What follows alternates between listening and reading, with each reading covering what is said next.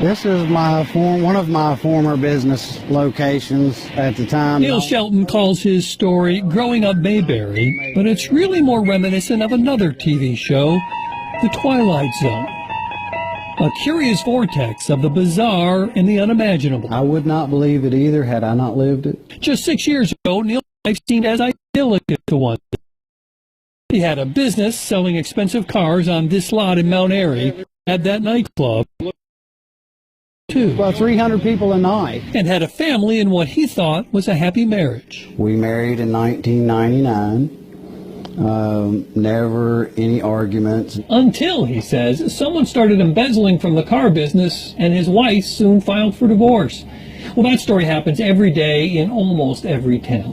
What makes Neil's story different is that was just the beginning of his nightmare, and it all centers around this. It's no fun around there without you. I'm sorry. This was Father's Day 2011, and according to Neil, it was the last time he saw his kids because of a restraining order that was quickly issued against him, part of what journalist Michael Volpe refers to as the silver bullet technique. Silver bullet technique is when during custody or divorce, usually it's the woman, though not always, uses either bogus or just false allegations of abuse to get a restraining order, which is then used as leverage in that divorce or custody. Volpe writes about it in his book, Bullied to Death, about a case similar to Shelton's.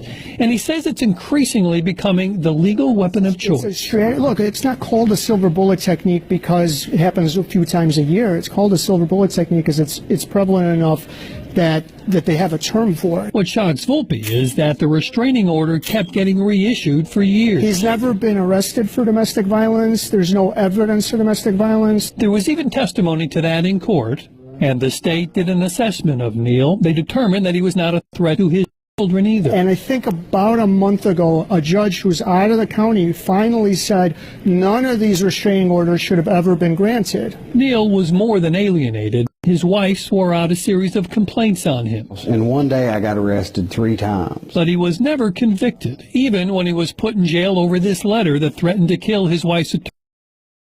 He never wrote. When Neil got out of jail, his next fight was to stay out of a mental institution. First, his wife asked that he be involuntarily committed. He was released. And later that same day, documents show that his sister did the same thing, claiming that he was bipolar and off his meds. I have all the evidence and proof needed to back up all my allegations. How are you doing today? Lawsuits, motions. After 5 years of feeling harassed, Neil decided to file his own suits over what happened to him. Wife, which you're very familiar with the case, not the judge. So I need to file this lawsuit today. He says he's not looking for money, just to expose what he says too many people are going through. Family court system is broken. And that's an issue on which he is not willing to settle. Settle what?